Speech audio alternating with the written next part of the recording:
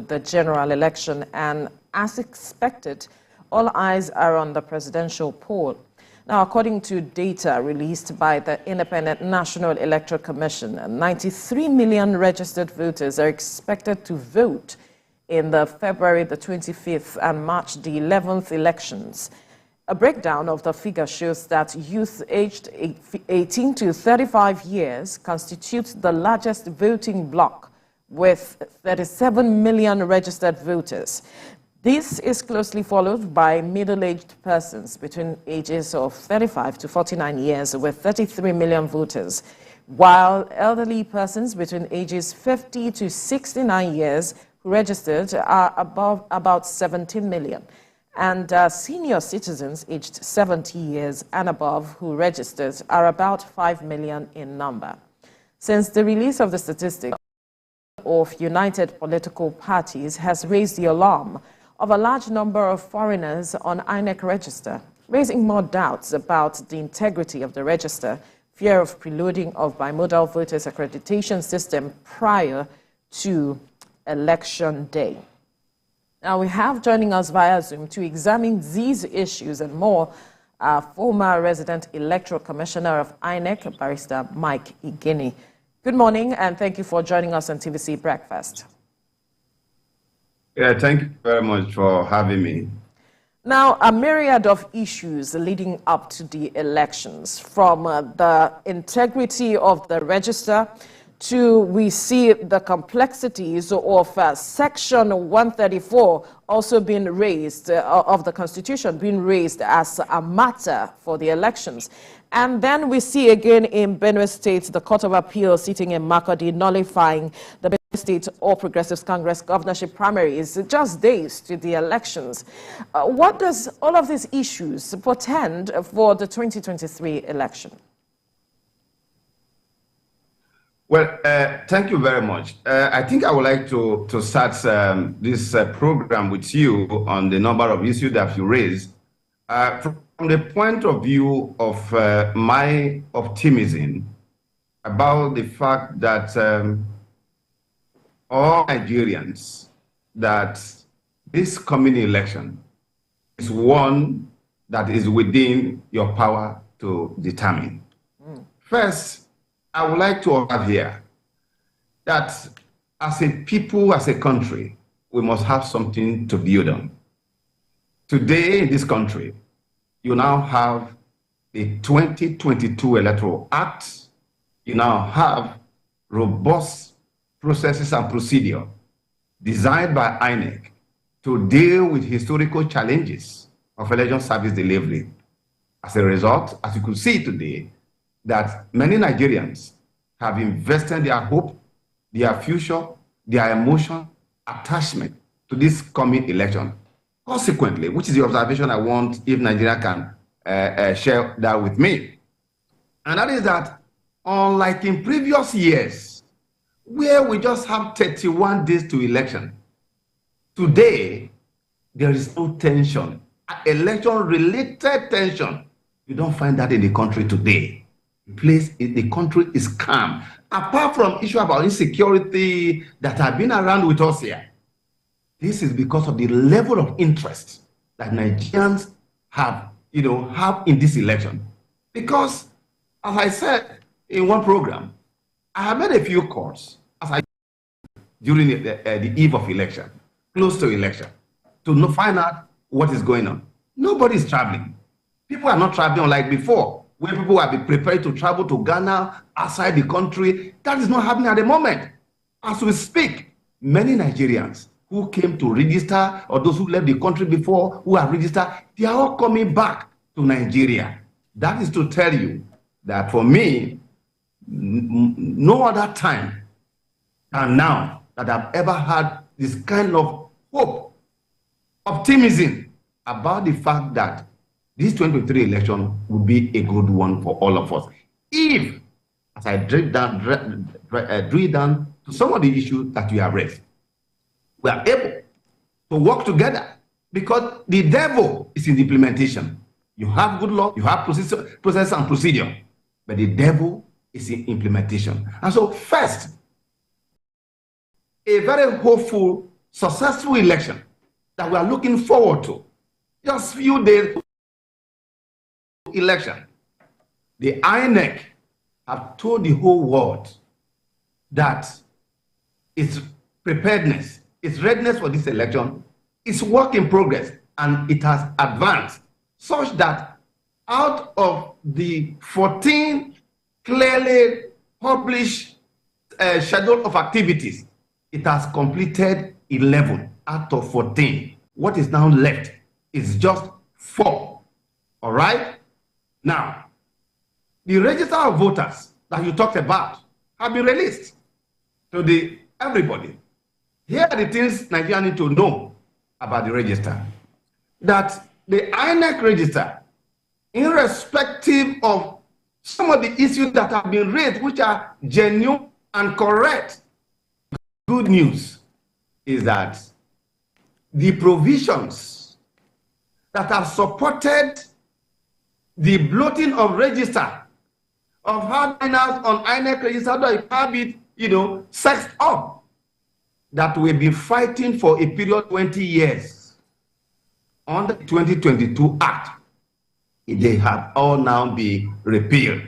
Section 49 of the previous repealed Act, section which of course gave power to presiding officers, so that when you put the names of Jamaica, New Zealand, from all over the world, because that section says that the presiding officer, if he is satisfied, that's the language, very subjective, discretionary power, was what politicians used to connive with ad hoc staff. Don't forget that it was at that time, they were also infiltrating the ad hoc staff, so that many of the people you see at the unit actually politician agents who were at polling unit, presiding officers.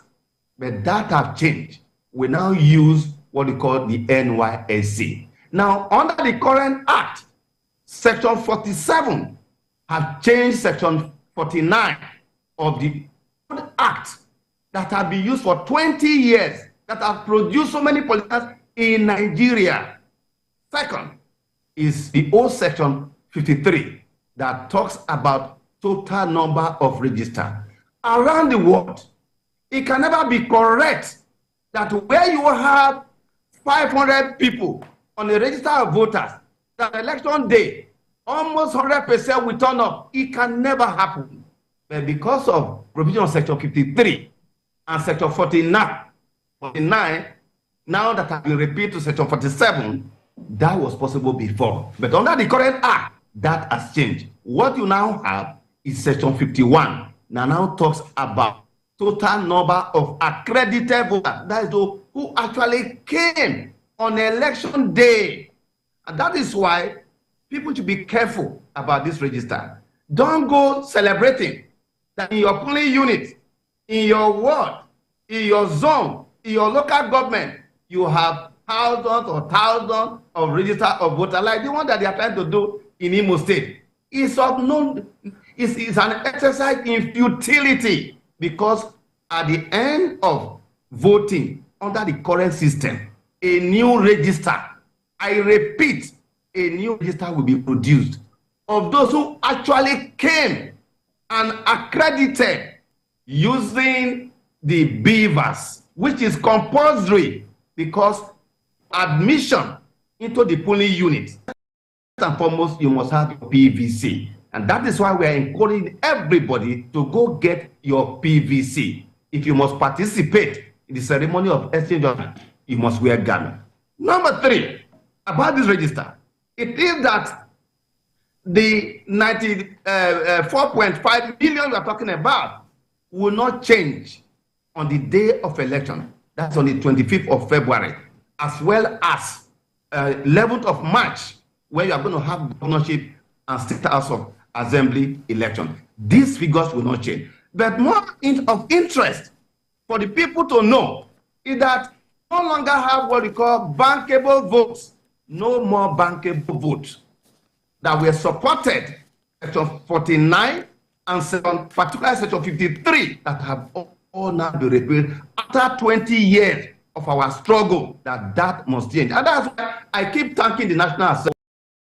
If by way of what we call the Damascus experience, and they changed it. I thank without National Assembly. Also, Mr. President, for signing into law. But more important, civil society of Nigeria and all well-meaning people, within this and outside the country that made this happen in our country. So therefore, going towards the election, with respect to the issue of the candidates that are yet to be determined, those are marked for the court to determine. Regrettably, apart from the presidential election, which you referenced, a whole number of governorship candidates, senatorial, House of Rep, State House of Assembly, their candidature will not be determined before this election. This is a serious area of regress in our democracy, that political parties that are supposed to be essential of the democratic process,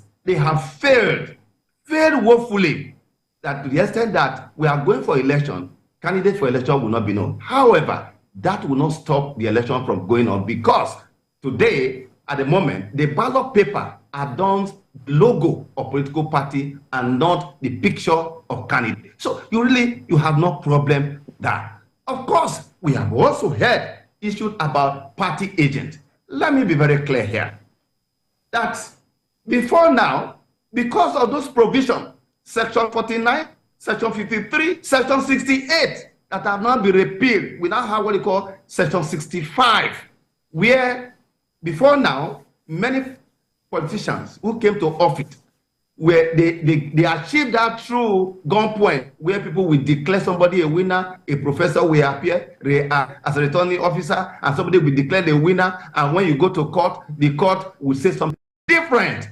That has changed. Under the current Section 65, INEC within 7 days now has power to review any declaration that is not voluntary, that is not done out of due process. INEC now has the power within 7 days with all the stakeholders to review that. It is not the already suspect returning officer that had the power to review so. Contrary to what a very senior advocate obviously probably would not have read that section very well.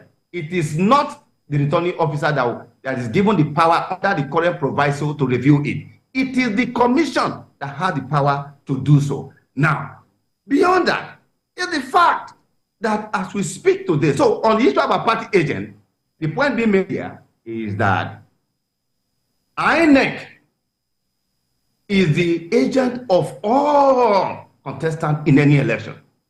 It is because of the lost, because of years of election rigging in our country, that we no longer trust ourselves, that it became necessary that we ensured that party agent should be there.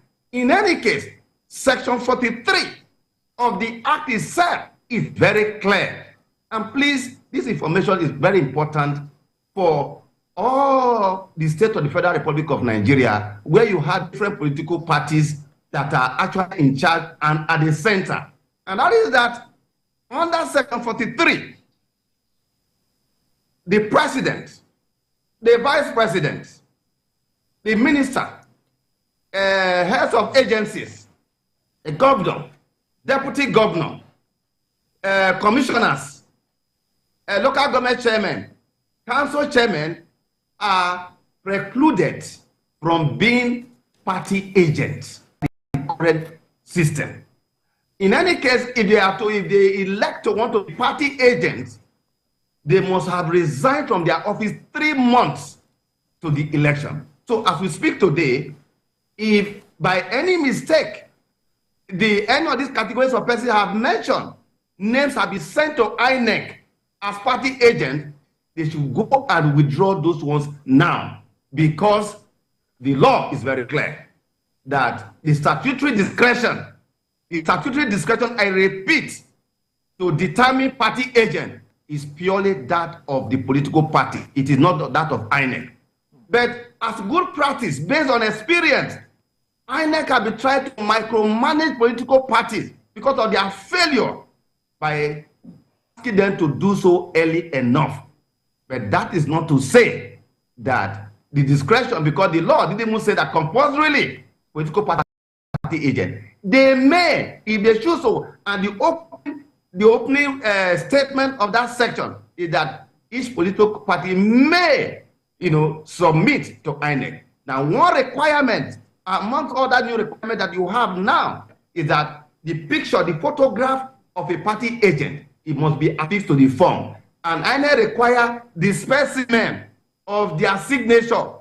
I will not discuss the reason INEC is asking for that.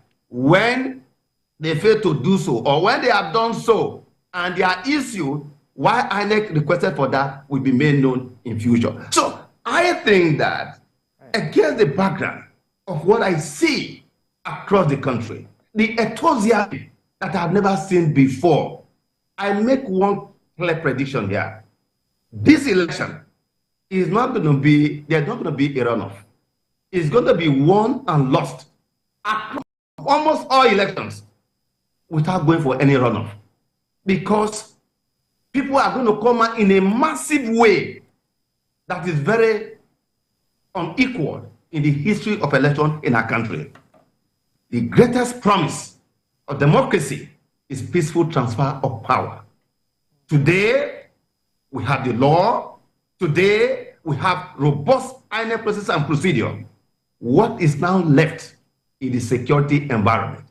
That is the purview of security agencies, as well as the President and Commander-in-Chief of the Armed Forces.